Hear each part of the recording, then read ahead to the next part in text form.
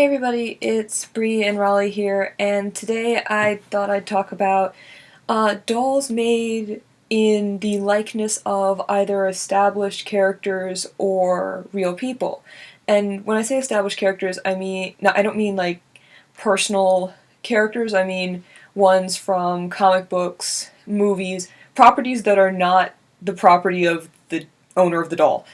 I hope that made sense. Like, if you made a doll of Iron Man or the Winter Soldier, or like Emily and I are working on a doll of Ruvik from The Evil Within, so things like that. And then I've heard of people making dolls in the likeness of certain celebrities. And the reason I wanted to talk about this is partially because Ruvik exists, and I've been thinking about, other fictional people if I would ever make a doll of them, and the one that really sticks out in my head is Kakihara from Ichi the Killer, over here.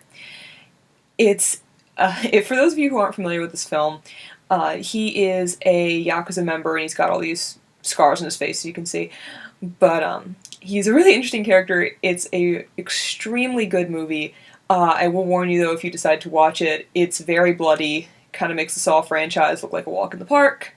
It's from 2001, so the CG parts are a little hokey by today's standards, but it's a really good movie. If you don't want to watch the movie, the manga is also very good, but they changed the character design of Kakihara in particular for the film, and I like the film version a little bit better. So that would be an interesting face-up to have to do, just like making all those scars and things. I've also been kind of toying with the idea of making a doll in the image of a Japanese visual kei artist I really like. His name is Kai, and he's the lead singer of the band Kalana. He's over here. I really like the way he's styled, particularly in the Apocrypha video, which came out a few months ago. Last month, I think? 'Cause the CD dropped last month. I don't know, there's a date somewhere.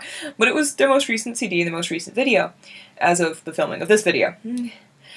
And so I honestly just love the way he looks in that. And the other thing is he looks very similar to another character I've had, and so like, oh, why don't I just have the doll pull double duty? And because they're really, really close, and since I like Kai so much, that I want to make a doll of him and just kind of, tweak it a little bit.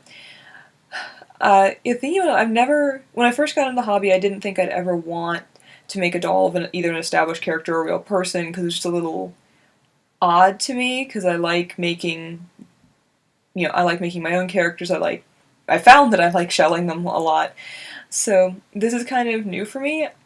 I think the hardest thing, whichever way you're going, of, making one of an established character, making one of a real person, is finding a sculpt, A, within your price range, B, in the right skin color, and C, with the right facial structure. Because honestly, humans vary a lot, as anyone can probably see by walking through a crowded street.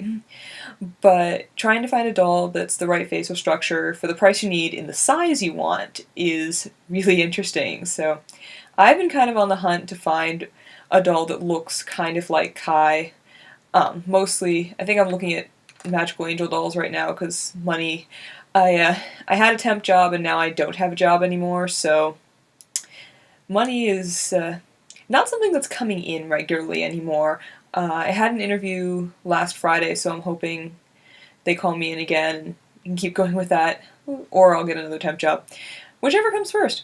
But yeah, that's why I'm looking for cheaper sculpts, so I might also have to just put doll plans on hold for a little while, which is okay. I mean, I don't need a doll. I don't need it. But that's also why I'm looking at cheaper companies and seeing if I can make it work. The face-up would be another issue. Kai would have the look in the Apocrypha video, so it's very white. He doesn't have eyebrows, so I don't have to worry about that. He has the bit on his forehead, and then the eyes would probably be the most difficult portion of that. And I've only done 2 face-ups in my life, one being Andy, the other being Ruvik, who is just burned to high heaven, and so it's a little bit easier because he's not symmetrical. I don't have to worry about him being symmetrical. So that's kind of it. Has anyone out there made a doll of either an established character or a real person? How did that go for you guys? Like, Was it hard finding the sculpt you needed? Did you make clothes like specifically modeled after a particular outfit that person wears slash wore at some point in some sort of media they were in? Do you use them as characters who interact with your other dolls, or